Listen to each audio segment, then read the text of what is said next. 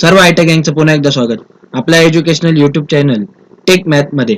मागच्या व्हिडिओमध्ये मी तुम्हाला सांगितलं जेवढा पण आपल्या आयटी मध्ये ऍडमिशन घेण्यासाठी जेवढा ट्रेड अवेलेबल आहे त्या प्रत्येक ट्रेडची जी माहिती आहे ही माहिती कुठून मिळवायची.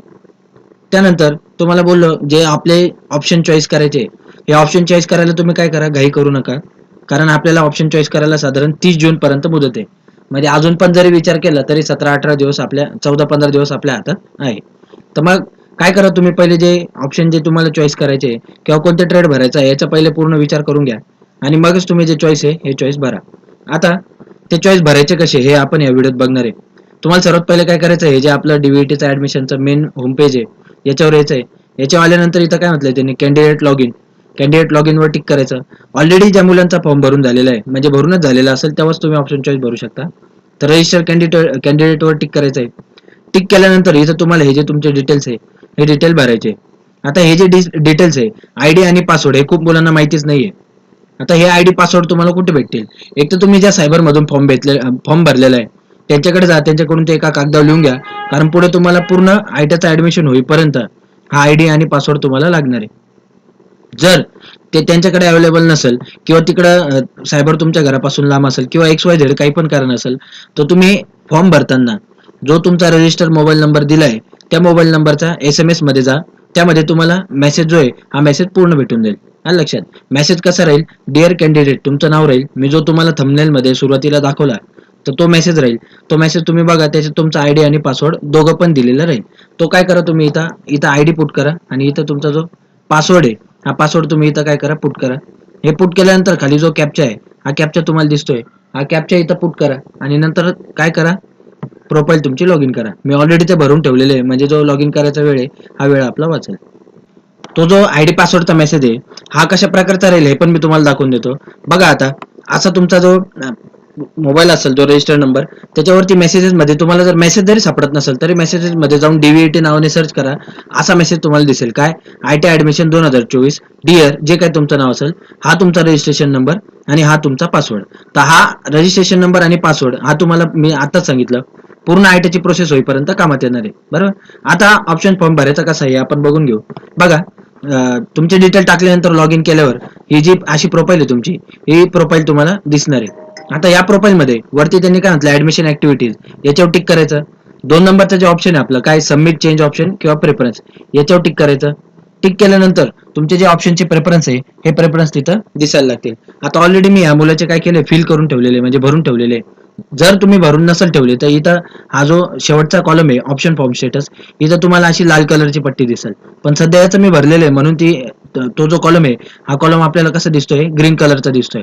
ठीक आहे, तुमचा तिथं जर रेड कलरचा दिसला याचा अर्थ तुम्ही ऑप्शन चॉईस केलेले नाहीये. मग ते कशी चॉईस करायचे ते एका मिनिटात तुम्हाला सांगतो. ठीक आहे, तर याच्यावर टिक केल्यानंतर submit change option and preference, याच्यावर टिक केलं असं जे पेज आहे असं पेज ओपन होऊन जाईल. बघा, आता 2 गोष्टी व्यवस्थित लक्षात घ्या शांततेत.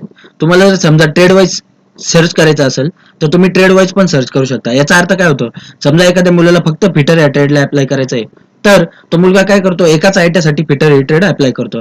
असं करू नका. तुम्ही काय करा, जर समजा तुम्हाला फिटर ट्रेड घ्यायची असेल तर तुम्ही 2 ते 3 आयट्यामध्ये सेम ट्रेड भरा, म्हणजे तुमचा एका नाही तर दुसऱ्या आयट्यामध्ये नंबर लागू शकतो. आता प्रत्येक आयट्याचं जे मेरिट आहे हे कमी जास्त तिथल्या मुलांवर, तिथल्या आसपासच्या मुलांवर आणि फॉर्म भरणाऱ्या मुलांवर अवलंबून असतं. सर्व मुलांनी जर एकाच आयट्याला फॉर्म भरला तर त्याचं मेरिट जास्त जातं आणि तुमचे नंबर लागायचे चान्सेस कमी होऊन जातात. आता ते कसं शोधायचं आहे बघा, इथं ट्रेड वाईज मी सिलेक्ट केल्यानंतर इथं म्हणायचं गव्हर्नमेंट, नंतर काय म्हणायचं, जे काय असेल तुमचं. आता सध्या मी तुम्हाला नाशिकचं दाखवतो, जिल्हा नाशिक, तालुका काय आहे, नाशिक. त्यानंतर तुम्हाला कोणती ट्रेड पाहिजे, समजा तुम्हाला पाहिजे mechanic motor vehicle. Mechanic motor vehicle, एक मिनिट. हा, आता मी समजा मेकॅनिक मोटर व्हेकल यावर टिक केल्यानंतर मी सर्च केल्यावर बघा, आता मेकॅनिक मोटर व्हेकल 2 आयट्यामध्ये नाशिकमध्ये अवेलेबल आहे. एक SCP म्हणजे नाशिक रोड साईडला आणि एक सातपूर आयट्या, या ठिकाणी 2 ठिकाणी अवेलेबल आहे. मग मी इथं पण टिक करून इथं पण ही पण भरू शकतो, इथं टिक करून ही पण भरू शकतो. याच्यामुळे काय होणार आहे माहितीये का, तुमचे जे नंबर लागायचे चान्सेस आहे हे चान्सेस वाढणार आहे. बरं, तसं नसेल करायचं, समजा तुम्हाला एकाच आयट्यासाठी फॉर्म भरायचा असेल मग तुम्ही काय करायचं, इन्स्टिट्यूट वाईज, म्हणजे हे जे पहिला ऑप्शन आहे याच्यावर टिक करायचं. बहुतेक मुलं हेच ऑप्शन निवडतात. त्यानंतर गव्हर्नमेंट किंवा प्रायव्हेट, जिथं कुठे तुम्हाला घ्यायचं असेल त्यानंतर परत एकदा सिटी. तुम्ही असं काही नाही हा, एका जिल्ह्यात तुम्ही 4-5 तालुक्याला सुद्धा अप्लाय करू शकता. जसं आता मी तुम्हाला नाशिक जिल्ह्यात दाखवतोय, नाशिक जिल्ह्यात एवढे तालुके, या तालुक्यांपैकी तुम्ही 2, 3, 4, 5 किती पण तालुक्याला अप्लाय करू शकता. 100 ट्रेड तुम्हाला भरणं अलाउड आहे. सध्या मी तुम्हाला फक्त नाशिकचं दाखवतो.